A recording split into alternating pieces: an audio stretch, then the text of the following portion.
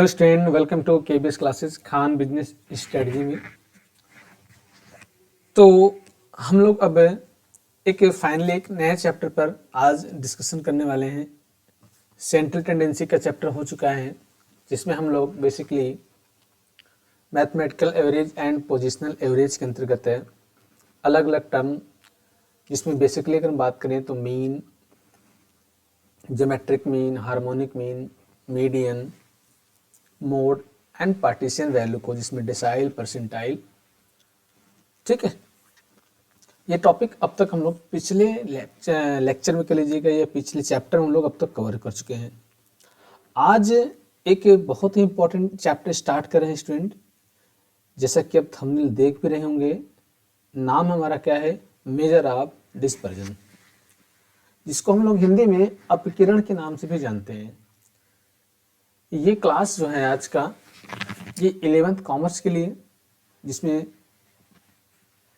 अगर हम बात करें तो बीकॉम में, बिजनेस स्टैटिक्स में, बीबीए में, और साथ ही साथ हमारा ये बीसीए के लिए भी बहुत ही इम्पोर्टेंट आपका क्लास होने वाला है।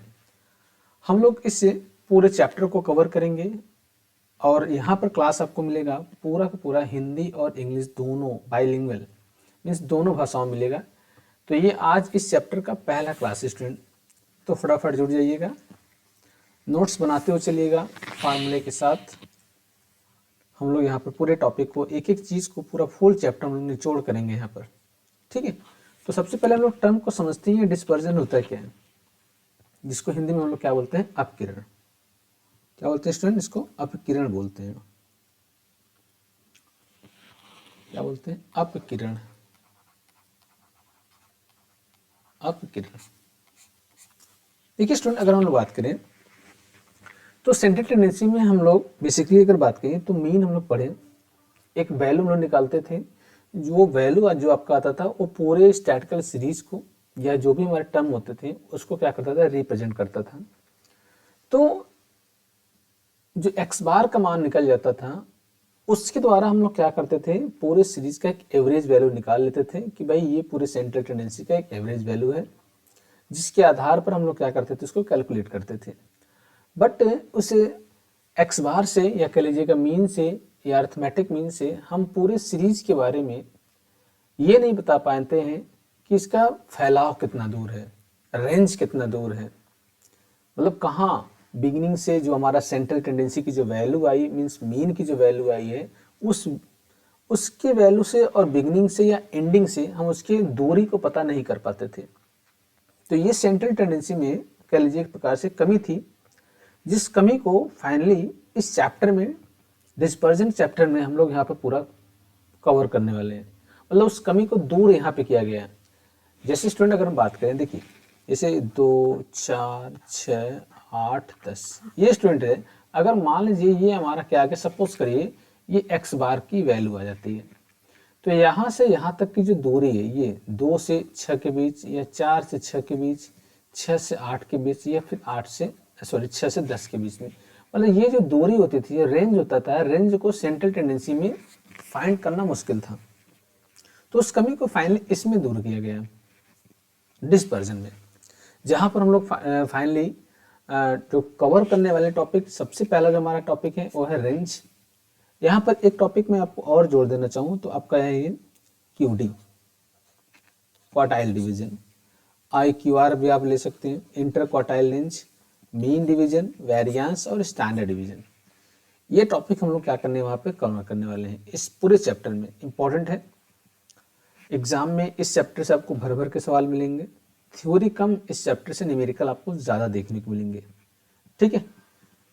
तो आइए स्टार्ट करते हैं। अब हम लोग थोड़ा से बुक की लैंग्वेज में समझेंगे, क्योंकि देखिए बुक को भी समझना जरूरी है, बुक की भाषा भी समझना जरूरी है। ऐसा इसलिए क्योंकि ठीक है प्रैक्टिकली तो हम लोग समझ लेते हैं, लेकिन जब हमें डिफाइन करना होता है, हमें लिखना होता है, ठीक है, क्वेश्चन कोई पूछता है तो वहाँ पर प्रॉब्लम हो जाती है, ठीक है। आइए बुक की भाषा समझते हैं क्या कह रहा है। लीजिए, कह रहा है अपकिरण से ऐसे, हिंदी में मिलेगा फिर इंग्लिश में मिलेगा। अपकिरण मतलब फैलाव, डिस्पर्जन मतलब ये बताता है कि किसी भी डेटा सेट में उसके मान या उसके केंद्रीय मान, जैसे कि माध्य से कितनी दूरी या बिखरे हुए हैं। मैंने आपसे पहले बताया था ये 2, 4, 6, 8, 10, ये हमारा सपोज करिए, सॉरी ये 10 है, ठीक है, ये हमारा सेंट्रल टेंडेंसी के अंतर्गत ये एक्स बार की वैल्यू हो जाती है। तो यहाँ से यहाँ तक कितनी दूरी है, यही आपसे कह रहा है कि कितनी दूरी और बिखरे फैले हुए। ये डेटा की परिवर्तनशीलता को मापता है, मतलब कि ये क्या हमारी चेंजिंग हो रहा है, क्या वेरिएबिलिटी हो रही है, उसको क्या करता है, मेजर करता है। कम फैलाव का मतलब होता है कि डेटा बिंदु एक दूसरे के करीब, मतलब जितना ज़्यादा कम, जितना ज़्यादा फैलाव होगा वो, ठीक है, वह उसके लिए अच्छा नहीं माना जाएगा, और सेंट्रल टेंडेंसी के लिए, वो केंद्र बिंदु के लिए अच्छा नहीं माना जाएगा, कंसिस्टेंसी नहीं होगी इसमें। लेकिन यही कह रहा है आपसे, अगर ये कम है, मतलब ये जो आपका फैलाव हो रहा है, दूरी हो रही है, अगर जितना कम है उतनी कंसिस्टेंसी मानी जाएगी। अभी मैं आपको एग्जाम्पल थ्रू समझाता हूँ यहाँ पर, पहले इसको समझ लीजिए। कम दूरी, जबकि कह रहा है उच्च फैलाव का मतलब ये दूरी ज़्यादा, अगर यहाँ से यहाँ तक की दूरी अगर ज़्यादा हो रही है तो वे दूर दूर तक फैले हुए, मतलब कि इसका जो रेंज हो रहा है बहुत दूर तक आपका फैला हुआ होता है। रेंज का मतलब, जैसे नॉर्मली भाषा में हम लोग रेंज की बात करें तो रेंज का मतलब होता है एक आइडिया, मतलब जैसे सपोज करिए 1 से 50, ये हमारा क्या हो गया, रेंज हो गया। दूरी कितनी, कहाँ से कहाँ तक। नॉर्मली हम आप जाते हैं मार्केट में कोई सामान खरीदते हैं तो दुकानदार भी कहता है, सब कपड़े की केस में बात करूँ तो दुकानदार कहता है भाई ठीक है आपको कपड़े दिखा दे रहे हैं, एक हमें आइडिया बता दीजिए, एक रेंज बता दीजिए कहाँ से कहाँ तक, मतलब अमाउंट की बात कर रहे हैं, 500 से 1000, 1000 से 2000 के एक बीच में एक रेंज बता देते हैं, तो वह दुकानदार या जो भी हमारा सेल्समैन है उसके अकॉर्डिंग वो दिखाता है। तो यहाँ से यहाँ तक यही दूरी की बात कर रहा है, मतलब दो बातें होंगी, ये तो कम होगा या तो फिर यहाँ से यहाँ तक ज़्यादा दूरी होगी। यही बात यहाँ पे कह रहा बुक में कि अगर यहाँ पर कम फैलाव, डेटा मतलब दूरी कम रहे, करीब है, नज़दीक है, और ज़्यादा फैलाव मतलब डेटा दूर दूर है।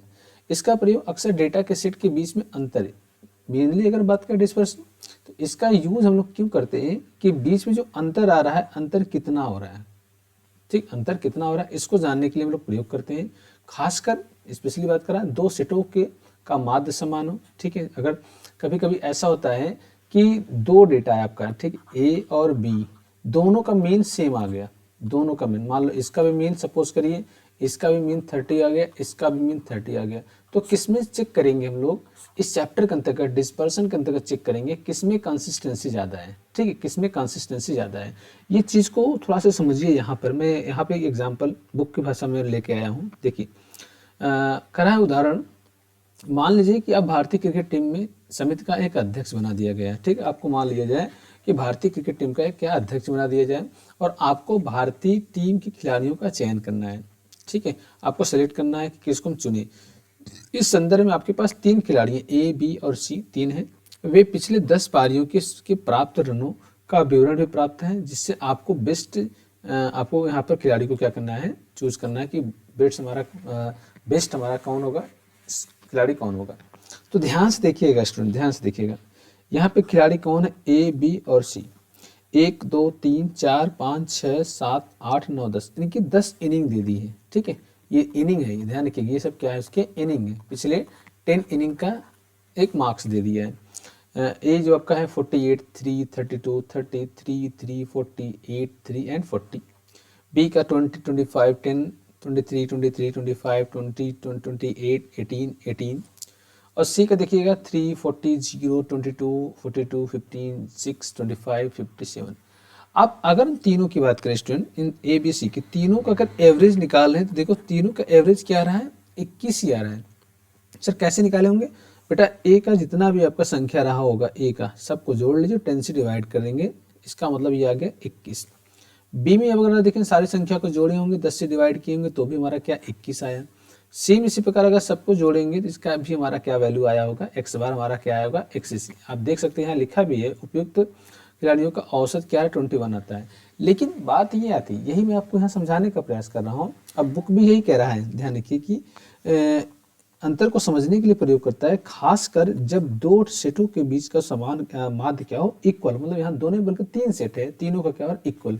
मतलब यहाँ बात करें तो ए का भी 21, बी का भी 21 और सी का भी 21 आ रहा है। तो सर आप कहना क्या चाह रहे हैं, मेरा कहने का मतलब स्टूडेंट ये है कि अगर ये इक्वल आ रहे हैं तो आपको चूज करना है कि कंसिस्टेंसी में कौन सा खिलाड़ी ज़्यादा है, कौन सा खिलाड़ी बेस्ट है, जिसका परफॉर्मेंस क्या है, अच्छा है। अगर हम स्टूडेंट देखो ए की बात करें, देखो ए पहले इनिंग में क्या कर रहा है 48 मार्क्स कर रहा है, मतलब रन बना रहा है। दूसरे पारी में 3, मतलब देखो बहुत ज़्यादा यहाँ पे जो रेंज हो रहा है वो देखो 48 से सीधा कम हो जाए 3, फिर 3 से क्या हो 32, यहाँ बहुत ज़्यादा उतार चढ़ाव हो रहा है, यहाँ 30। अब यहाँ पे देखिए 3 से आपका 30 से 3 आ जा रहा है, फिर 3, फिर 40, मतलब आप कह सकते हैं जो आपका स्पोर्टमैन जो ए है उसके बीच में बहुत ज़्यादा क्या हो रहा है, फ्लक्चुएट कर रहा है। इसी प्रकार अगर हम सी का देखें स्टूडेंट, तो 3 फिर 40, मतलब पहले इनिंग में 3 रन बना रहा है, दूसरे में 40, इसमें इसका 0 हो जा रहा है। ओके, यहाँ 22 हो रहा है, 42 हो रहा है, 15 आ रहा है, 6 आ रहा है, 25, 50, यहाँ भी आप देखेंगे उतार चढ़ाव बहुत ज़्यादा हो रहा है, मतलब इसमें जो बिखराव हो रहा है स्टूडेंट सी में भी बहुत ज़्यादा हो रहा है। बट थोड़ा ध्यान से देखिएगा आप, अगर बी की बात करें तो बी में देखिए इसके पहले 20, 25, 10, 23, 23, 25, 20, 28, 18 एंड 18, मतलब आप देख रहे होंगे जो बी खिलाड़ी है आपका, इसका जो ओवरऑल परफॉर्मेंस है वो क्या much better compare to A and C. ध्यान रखिएगा, क्योंकि इसमें देखो बहुत ज़्यादा उतार चढ़ाव नहीं हो रहा है, 20 से 25, 5 का अंतर है, थोड़ा सा यहाँ चल जाएगा भाई। इनके अकॉर्डिंग आप देखिए 48 से 3, मतलब बहुत ज़्यादा फर्क है सर, 45 का एब डिफरेंट आ रहा है। यहाँ 20 से 25, 25 से 10, फिर 23, 23, 25, देखो आप देख रहे हो कंसिस्टेंसी लगभग ठीक ठाक है, मतलब बाकी के जो हमारे खिलाड़ी हैं ए और सी के बीच में जो कंसिस्टेंसी है 20 बी खिलाड़ी का, वो क्या है मच बेटर है। ठीक है, तो यहाँ पर ये कहा जाएगा कि इसका जो रेंज है बहुत कम हो रहा है, तो इसमें बिखराव बहुत कम है। ए और सी में बिखराव या बिखराव जो हमारा दूरी जो है फैलाव है वो क्या है, वो ज़्यादा है। यही चीज़ को मापने के लिए हम लोग क्या करते हैं, डिस्पर्सन का हम लोग यूज करते हैं स्टूडेंट। ठीक है, ध्यान समझ में आ रहा है मैं क्या कहने का प्रयास कर रहा हूँ? हाँ सर, कुछ कुछ समझ में आ रहा है। तो डिस्पर्सन जो हमारा बेसिकली है वो क्या करता है, वो दूरी को मापने का काम करता है कि कितना आपका जो रेंज निकाला गया है, जो मान निकाला गया है, उससे कितनी दूरी पर ये फैला हुआ है। तो बेसिकली हम लोग इस चैप्टर में यही चीज़ पढ़ने वाले हैं। ठीक है, तो ये आपसे कह रहा है कि अंतर को समझने के लिए किया जाता है, खासकर जब दो सेटों का मान समान हो। फैलाव को मापने के लिए हम लोग क्या करते हैं, इसको मापने के लिए हम लोग क्या करते हैं, यूज करते हैं स्टूडेंट, रेंज का यूज करते हैं, वेरिएंस का यूज करते हैं, स्टैंडर्ड डेविएशन का यूज करते हैं। मतलब ये सब कुछ हमारे टेक्निक है या मेजर है जिससे हम लोग क्या करते हैं, मापने का काम करते हैं। अर्थ कर सकते हैं, फैलाव ये बताता है कि डेटा कितना बिखरा हुआ है, मतलब ये देखो यहाँ से 48 से 3, 3 से 32, ये कितना फैला हुआ है। यानी कि औसत डेटा बिंदु माध्य से कितनी दूरी है, मतलब कि जो हमारा एक्स बार निकला, अब जैसे एक्स बार 21, अब 21 से देखिए यहाँ पे 48 बहुत अंतर है, 21 से 3 बहुत अंतर है। अब अगर देखो 21 को इसी के आसपास आपका देखो 20, 25, 10, 23, 23, ये इसी के आसपास हमारा जो 21 है इसी के आसपास का मान है, इसलिए जो बी खिलाड़ी होगा इसकी कंसिस्टेंसी परफॉर्मेंस बेटर होगा, यही आपका सेलेक्ट भी होगा। बात समझ में आ रहा है? तो कितने आपका भिन्न है, आप कितने आपका डिफरेंट है, ये चीज़ आपको इस अपग्रेड वाले चैप्टर में पढ़ना है स्टूडेंट। थोड़ा से और आगे देखिएगा, तो इंग्लिश में आ जाइए। कह रहा है कि the concept of dispersion is statistical play is important role in the math, मतलब जो आपका डिस्पर्सन का कॉन्सेप्ट है स्टूडेंट, वो क्या कर रहा है, स्टैटिक्स में एक इंपॉर्टेंट रोल अदा करता है, किसमें, मैथ में या मैथमेटिक्स का लीजिएगा।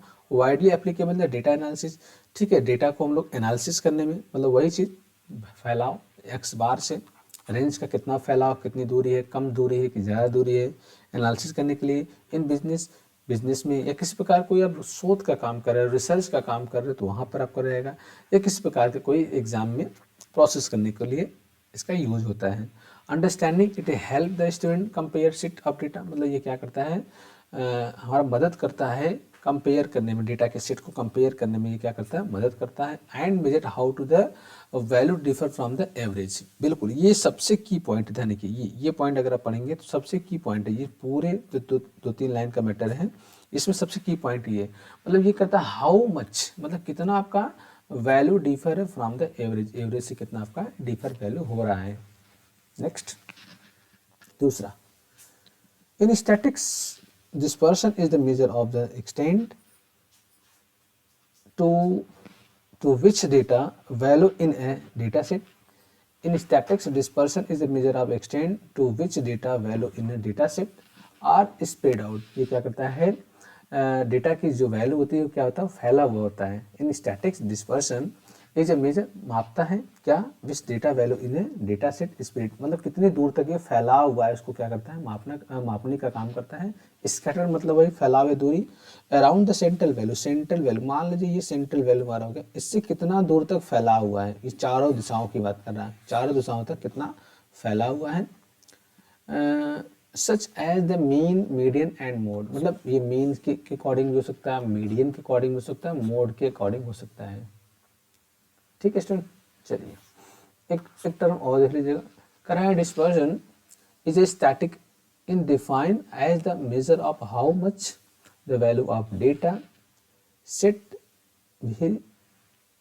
Are spread out from the mean and mean average value, मतलब कह रहा है कि जो हमारा अपकेरन होता है सांख्यिकी में वो डिफाइन करता है या मापता है क्या, हाउ मच द वैल्यू, ये जो हमारा वैल्यू हो रहा है कितना आपका है in the data set, data set से कितनी आपकी दूरी पर है, स्प्रेड कितना फैला हुआ है मीन के अकॉर्डिंग या फिर अदर एवरेज वैल्यू के अकॉर्डिंग में कितना दूर तक फैला हुआ है। तो फैलने की जो डिस्टेंस है मतलब कम है या ज़्यादा है, इसको मापने का काम हमारा स्टैटिस करता है। बाय यूजिंग ऑफ रेंज, ध्यान रखिएगा, by using of range, by using of quartile division, by using of MD mean division या यूजिंग ऑफ स्टैंडर्ड डिवीजन। ये कुछ हमारे टूल्स है जो आपको इस चैप्टर में आपको पढ़ने हैं। इसी के थ्रू हम लोग यहाँ पर 4-5 तरीके बताएंगे, इस तरीके के अकॉर्डिंग हम लोग क्या करते हैं, मेजरमेंट करते हैं किसका, डिस्पर्जन का। ठीक है स्टूडेंट, ओके। कुछ विद्वान हैं उन्होंने इसके बारे में अपने अपने आइडियाज़ दिए हैं। हम बात करें पहले तो प्रोफेसर डब्ल्यू आई किंग का मानना था the term of dispersion is use to indicate, मतलब ये जो डिस्पर्जन का जो हमारा टर्म है वो क्या करता है, यूज़ करता है, प्रयोग करता है, इंडिकेट द फैक्ट, जो फैक्ट हमारे हैं उसको क्या करता है, इंडिकेट करता है, that with in a group, with in the given group, जो भी हमारे पास एक समूह होता है ग्रुप के रूप में वो क्या करता है, काम करता है। And item differ from the another, ये कितना हमारा क्या है, डिफर है from the another in the size, जो भी हमारा साइज बनाया गया है उससे कितना डिफर है। Or in other word there is lack of uniformity of the size. ठीक है, यूनिफॉर्मिलिटी एक रूपता, एक जैसा नहीं है, मतलब ये भी चेक करता है कि आपके एक रूपता या एक रूपता में कितना अभाव है, आपका एक रूप है कि नहीं है, ये आपको क्या करता है, चेक करता है। ठीक है, इसी चीज़ को यहाँ पर हिंदी में भी लिखा गया है, ये आप एज इट इज इसको तैयार कर लीजिएगा। अपकिरण शब्द का प्रयोग यह स्पष्ट करने के लिए किया जाता है, ठीक है, जो डिस्पर्जन आपका वर्ड है वो इसलिए हम लोग यूज़ करते हैं कि दिए गए जो भी हमारे पास ग्रुप है, ये जो हमारा ग्रुप की बात कर रहे हैं कि पदमूल्य से भिन्न है, कितना आपका डिफरेंट है, मतलब यहाँ से मान लीजिए इधर आपका लेफ्ट या इधर राइट कितनी दूरी पर है, ये ऊपर नीचे भी हो सकता है। ठीक है, ये ऊपर नीचे हो सकता है बट बेसिकली हमारा लेफ्ट राइट ही यूज होता है। ठीक है, दूसरे शब्दों में करा उसके मूल्यों में एक रूपता का अभाव, मतलब कि यहाँ से यहाँ तक में और यहाँ से यहाँ तक में कितना आपका डिफरेंट, कितना डिफर हो रहा है, इसको इसके थ्रू हम लोग क्या करता है, मापने का कार्य करता है डिस्पर्जन। कंक्लूजन से मिलिए निष्कर्ष में क्या कह रहे हैं, अपकिरण पदों के विचरण या अपकिरण पदों के विचरण का माप या औसत से विभिन्न मदों के विचरण का क्या है, माप है। तो कुल मिला के स्टूडेंट ये समझ लीजिएगा डिस्पर्जन जो हमारा है ये एक ऐसा हमारा टेक्निक कह लीजिए कि टूल्स है जिसके द्वारा हम लोग क्या करते हैं कि एक वैल्यू डिफाइन करते हैं, जिससे हम पता करते हैं कि ओवरऑल सीरीज में कितना आपका डिफरेंस है, differ from average value mean के अकॉर्डिंग या मीडियन के अकॉर्डिंग कितना डिफरेंट है। ठीक है, कम है कि ज़्यादा, फैलाव मतलब जो डिस्टेंस हो रहा है फैलाव को मापने का ये कार्य करता है। ठीक है स्टूडेंट, ओके। अब जो हम लोग को पढ़ना है वो है डिस्पर्शन को कैसे हम लोग मेजर करेंगे, डिस्पर्शन को हम लोग कैसे मेजर करेंगे ये आपको समझना है। तो कर अपकिरण को ज्ञात करने की कौन कौन सी विधि है, अगर हम बात करें तो यहाँ पर बेसिकली दो हमें यहाँ पर टर्म को समझना है। एक तो पहला हमारा क्या है, बाय एब्सोल्यूट मेजर, जिसको हम लोग हिंदी में क्या बोलते हैं, निरपेक्ष, क्या बोलते हैं, निरपेक्ष। थोड़ा सा ब्लर होगा तो उसको समझ लीजिएगा। ठीक है, निरपेक्ष माप मैं लिख दे रहा हूँ, इसलिए इसको बोलते हैं एब्सोल्यूट मेजर। और दूसरा हमारा क्या है, सापेक्ष, क्या है, सापेक्ष माप, इसको क्या बोलते हैं, रिलेटिव एरर। तो स्टूडेंट इसमें हमें पढ़ना जो है सबसे पहले रेंज पढ़ना है, विस्तार जिसको बोलते हैं। दूसरा में पढ़ना है क्वार्टाइल डिवीजन, क्वार्टाइल डिवीजन हाँ, इसी में हम लोग आपको बताएंगे IQR इंटर क्वार्टाइल रेंज। ये पहले क्वार्टाइल डिवीजन है, ये क्या है IQR inter quartile range, mean division, माध्य विचलन, और लास्ट में हम लोग क्या पढ़ेंगे स्टैंडर्ड डिवीजन। हाँ, एक छोटा सा टॉपिक आपका रह जाएगा लॉरेंज वक्र कर्व, ये भी आपको यहाँ पर बताएंगे लॉरेंज वक्र या कर्व क्या होता है। ये तो हो गया एब्सोल्यूट एरर। जैसे कभी कभी यहाँ पे MCQ बनता है कि कौन सा हमारा एब्सोल्यूट एरर है, सॉरी एब्सोल्यूट मेजर है, और कौन सा हमारा क्या है रिलेटिव मेजर है। तो इसमें 3 आपका एब्सोल्यूट डाल देगा, एक आपका रिलेटिव डाल देगा। या रिलेटिव वाले से अगर पूछेगा तो कौन सा एब्सोल्यूट है, 3 आपका रिलेटिव डाल देगा, एक एब्सोल्यूट का डाल देगा। तो आपको जानते रहिएगा। कैसे पहचानेंगे सर, जहाँ स्टूडेंट अगर इसकी बात आ जाए, किसकी कोफिशिएंट की बात करें, ठीक है, कहीं भी कोफिशिएंट की बात करें जिसको हिंदी में क्या बोलते हैं गुणांक, अगर गुणांक की बात आ जाएगी ध्यान रखिएगा ये हमारा क्या है रिलेटिव होता है। कोई भी, जैसे रेंज था तो आपका एब्सोल्यूट, बट यही आपका हो गया विस्तार गुणांक, ये क्या था विस्तार गुणांक आ गया तो इसको क्या बोलेंगे रिलेटिव गया। ठीक है, क्वार्टाइल डिवीजन इसमें था, but coefficient of quartile division ये आपका रिलेटिव में। इसी प्रकार मीन डिवीजन आपका क्या है एब्सोल्यूट है, लेकिन अगर हम बात करें कोफिशिएंट ऑफ मीन डिवीजन ये रिलेटिव है। जहाँ कोफिशिएंट लग जा रहा है स्टूडेंट ध्यान रखिए वो रिलेटिव है, बस सिंपल बात। जहाँ कोफिशिएंट नहीं लगा है वो क्या है एब्सोल्यूट। बात समझ में आई, याद रहेगा ये बातें सर, बिल्कुल याद रहेगा, सिंपल है। तो इसमें आज एक स्टार्ट करेंगे हम लोग, एक टॉपिक लेते कवर करते हैं रेंज। एक टॉपिक हम लोग कवर करते हैं रेंज विस्तार, इसको एक और नाम से जानते हैं परास। कह रहा in the statistics the range is the measure, ध्यान रखिए कह रहा in statistic the range of measure of split या availability of a data set. ठीक है, ये डेटा सेट की अवेबिलिटी को क्या करता है चेकआउट करता है। Calculate as the difference between the highest and lowest value. ये क्या करता है रेंज जो हमारा है, रेंज जो हमारा होता है वो हाईएस्ट वैल्यू और लोवेस्ट वैल्यू। ध्यान रखिए आप यहाँ से फार्मूला बना सकते हो। H का मतलब स्टूडेंट क्या है हाई वैल्यू, और L का मतलब क्या है लो। तो difference between high value and low value is known as to be range. ये क्या करता है डिफरेंट पता करता है between the highest and lowest value. It's provide a simple quick snapshot of how widely data point to be distributed. ठीक है, ये एक प्रकार से क्या करता है पूरे स्नैपशॉट देता है पूरे सीरीज का, एक रेंज बता देता है। ठीक है, जैसे मान लो यहाँ पर 2 4 6 8 10 12 14 16। तो अब ये क्या करेगा रेंज एक स्नैपशॉट दे देगा कि भाई हमारे पास क्या है रेंज है, एक 2 से और 16 के बीच हमारे पास रेंज है। ठीक है, तो अगर रेंज हमें निकालना हो आर, तो क्या है मैक्सिमम वैल्यू सबसे बड़ी संख्या 16 और सबसे छोटी संख्या क्या है 2, घटा दो बस सिंपल। आर बराबर हमारा आगे क्या 14। यही हमारा होता है, चाहे बेटा किसी भी सीरीज का हो, चाहे इंडिविजुअल सीरीज का हो। तो देखिएगा डिस्क्रीट सीरीज का है तो डिस्क्रीट में आपको फ्रिक्वेंसी नहीं देखना है, जो भी हमारा टर्म दिया है वही आप चेक करिएगा। सबसे बड़ी संख्या सबसे छोटी संख्या का डिफरेंट। कंटिन्यूस सीरीज रहेगा तो आप यहाँ भी देख लीजिए जो भी हमारा क्लास इंटर की वैल्यू दिया होगा, मान लो इस तरह से दिया होगा तो आप ये देखिएगा। ठीक है, इस तरह से अगर आपको दिया हो तो आप ये चेक कर लीजिएगा। सबसे छोटी क्या है 0, सबसे बड़ी क्या है 40, दोनों का डिफरेंट निकाल लीजिएगा। ठीक है स्टूडेंट, ये हमारा निकाला था आर का वैल्यू। सांख्यिकी में रेंज किसी डेटा सेट के प्रसार या परिवर्तनशीलता का माप है जिसकी गणना उच्चतम और न्यूनतम मानों के बीच के अंतर के रूप में की जाती है। सबसे सिंपल भाषा आप समझिए, आर ये क्या कह रहा है H माइनस एल। ठीक है, हाँ स्टूडेंट इसको ऐसे भी लिख सकते हो M1 माइनस M0 भी लिख सकते हो, ध्यान रखिए कोई दिक्कत नहीं। सर M1 बराबर मैक्सिमम वैल्यू, M1 बराबर क्या होता है मैक्सिमम वैल्यू, और M0 बराबर क्या होता है मिनिमम वैल्यू। क्या होता है मिनिमम वैल्यू, आप ये लगा सकते हैं। देखो यह रेंज में एक स्नैपशॉट दिया है कि लोवेस्ट वैल्यू क्या है और हाईएस्ट वैल्यू क्या है, इसके बीच का जो हो रहा है ये हमारा क्या है रेंज। ठीक है स्टूडेंट, ओके। तो इसके फार्मूले को समझ लेते हैं, इसका फार्मूला क्या कहलाए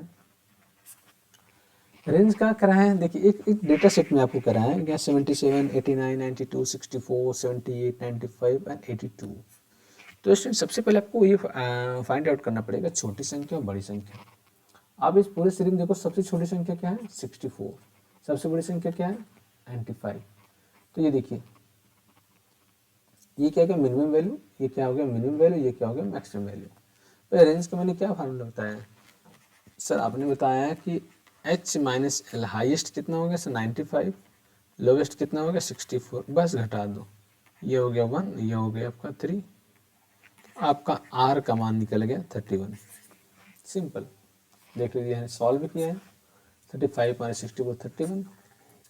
एक चीज ये नोट कर लीजिए स्टूडेंट, रेंज कोफिशिएंट या कोफिशिएंट ऑफ रेंज, जिसको हम लोग हिंदी में क्या बोलते हैं सर, इसको बोलते हैं विस्तार गुणांक। बहुत फास्ट नहीं पढ़ा है स्टूडेंट, फास्ट पढ़ा रहे हो तो कमेंट करिएगा, बताइएगा, कोई प्रॉब्लम हो तो बिल्कुल बताइएगा। स्टूडेंट अगर हम लोग बात करें, इसको आरसी बोलते हैं, रेंज कोफिशिएंट, शॉर्टकट में क्या बोलते हैं रेंज कोफिशिएंट। यही फार्मूला वही चीज ध्यान रखिएगा, कह रहा है कि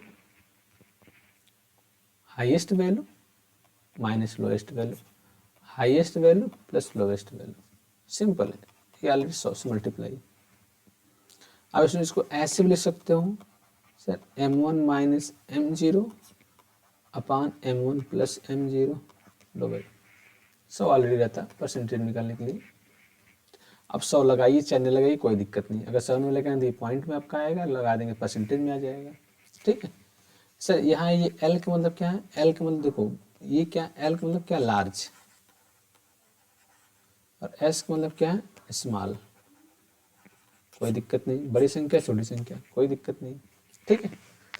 तो स्टूडेंट आपको आई थिंक समझ में आपको आ गया होगा रेंज क्या होता है, ठीक है। रेंज मैंने बताया, रेंज का कोफिशिएंट का फॉर्मूला क्या है स्टूडेंट, बाकी नेक्स्ट क्लास में आपको समझाएंगे क्वार्टाइल डिवीजन क्या होता है और IQR क्या होता है। स्टूडेंट कैसा लगा क्लास बिल्कुल बताइएगा, अच्छा लगा हो तो प्लीज़ लाइक तो बनता है।